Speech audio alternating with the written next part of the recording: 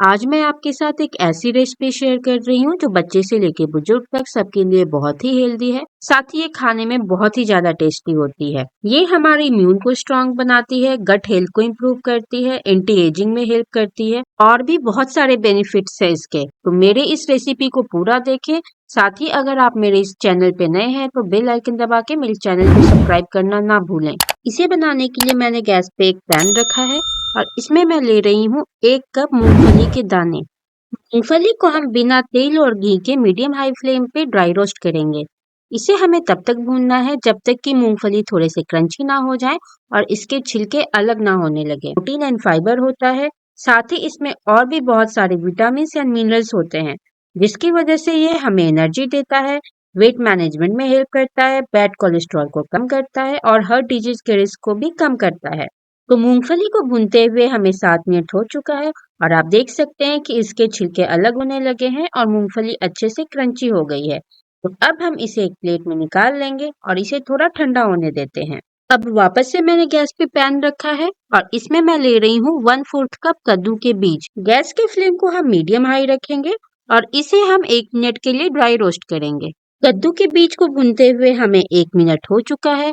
तो अब मैं इसमें ऐड कर रही हूँ 1/4 कप तरबूज के बीज। इसी के साथ हमें इसमें 1/4 कप खीरे का बीज ऐड करना है। कद्दू के बीज थोड़े से बड़े होते हैं, इसलिए हम पहले उसे थोड़ा सा भून लेंगे 1 मिनट के लिए और उसके बाद हम इसमें खीरे का बीज और तरबूज का बीज ऐड करेंगे। इन सबको वापस से हमें मिलाते हुए 1 मिनट तक अच्छे से ड्राई रोस्ट करना है। इन सारी फ्रूट और वेजिटेबल सीड्स में फाइबर की मात्रा बहुत अच्छी होती है। साथ ही इसमें एंटीऑक्सीडेंट्स भी पाया जाता है, जो ब्लड शुगर और कोलेस्ट्रॉल को कम करता है, एंटी एजिंग में हेल्प करता है और हमारे गट हेल्थ को इम्प्रूव करता है। तो 1 मिनट हो चुका है और हमने सारी सीड्स को अच्छे से भून लिया है। अब हम गैस को ऑफ करेंगे और इसे भी एक प्लेट में निकाल लेंगे। इधर हमारी मूंगफली भी हल्की सी ठंडी हो चुकी है, तो हम इसे इस तरीके से हाथों से मसल के इसके छिलके निकाल लेंगे। ड्राई रोस्ट मूंगफली से छिलके बहुत आराम से अलग हो जाते हैं। ये देखिए, अब मैंने मूंगफली से छिलके को अलग कर लिया है और मूंगफली को साफ कर लिया है। अब आगे की प्रोसेस के लिए मैंने एक एल्युमिनियम फॉइल का शीट लिया है यहाँ पे। अगर आपके पास एल्युमिनियम फॉइल नहीं है तो आप इसकी जगह बटर पेपर ले लें। अगर वो भी नहीं है तो आप कोई नॉर्मल सा प्लेट या थाली ले लें। इसे हम इस तरीके से घी से या फिर तेल से अच्छे से ग्रीस कर लेंगे और इसी में हम आज की अपनी रेसिपी को सेट करने वाले हैं। तो ये देखिए, मैंने एल्युमिनियम फॉइल को चारों तरफ से घी से अच्छे से ग्रीस कर लिया है और अब हम अपने नेक्स्ट प्रोसेस पे चलते हैं।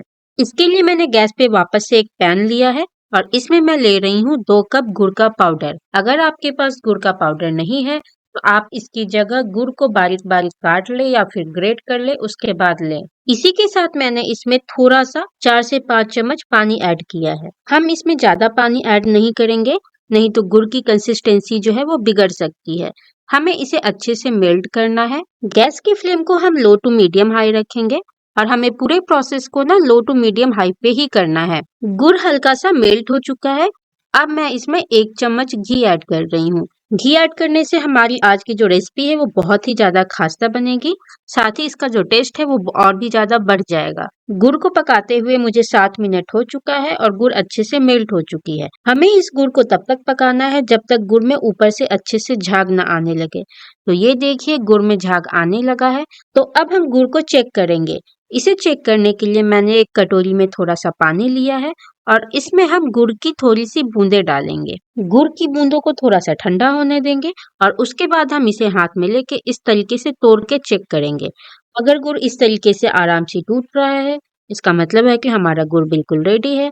तो इस स्टेज पे हम गैस के फ्लेम को ऑफ कर देंगे और गुड़ में हम भुनी हुई मूंगफली और भुने हुए सीड्स डाल देंगे। इन सबको हम अच्छे से मिक्स करेंगे। ये प्रोसेस हमें बहुत फास्ट करना है, क्योंकि अगर गुड़ ठंडी हो जाएगी तो फिर हमारी रेसिपी जो है वो गड़बड़ हो जाएगी। तो सारे सीड्स और मूंगफली अच्छे से मिक्स हो चुके हैं गुड़ में। तो अब हम इसे तुरंत एल्युमिनियम फॉइल पे निकाल लेंगे और इस तरीके से इसे अच्छे से फैला के सेट कर लेंगे। अब मैंने यहाँ पे एक बेलन लिया है। बेलन को भी मैंने घी से अच्छे से ग्रीस कर लिया था। अब इस बेलन से भी हम इसे हल्का सा रोल करेंगे और जितना पतला हो सके उतना पतला इसे फैला देंगे। इस तरीके से मैंने इसे बिल्कुल पतला फैला लिया है और 2 मिनट रुक के जब ये थोड़ा सा हल्का ठंडा हो जाएगा तो हम इसमें चाकू से कट लगा लेंगे।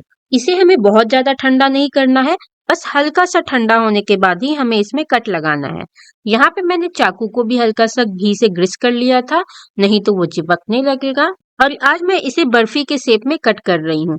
तो आपको जो भी शेप पसंद हो आप उस शेप में इसे कट कर लें। कट लगाने के बाद हम इसे छोड़ देंगे और बिल्कुल ठंडा होने देंगे। तो आधा घंटा हो चुका है और चिक्की अच्छे से सेट हो चुकी है, ठंडी हो चुकी है। अब हम इसे निकाल लेंगे। तो ये देखिए, इस तरीके से मैं इसे हल्के हाथों से निकाल रही हूँ और ये बिल्कुल भी नहीं चिपकेगा। ये एल्युमिनियम फाइल जो है वो फट रहा है बट इसमें चिपक नहीं रहा है।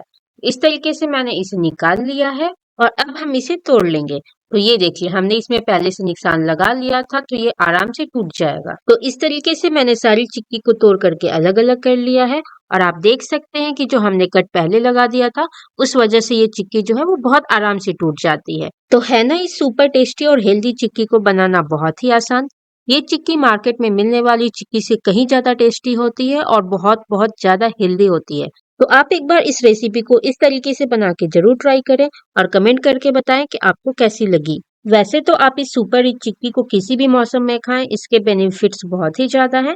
बट अगर आप इसे ठंड में रेगुलरली खाएंगे तो इसके बेनिफिट्स आपको और भी ज्यादा दिखेंगे। ये हमारी बॉडी को अंदर से वार्म रखता है, हमारे गट हेल्थ को इम्प्रूव करता है और हमारे ओवरऑल इम्यून को भी स्ट्रांग बनाता है। तो अगर आपको मेरी ये रेसिपी पसंद आई हो तो मेरे इस वीडियो को लाइक करें और अपने दोस्तों के साथ शेयर करना ना भूलें।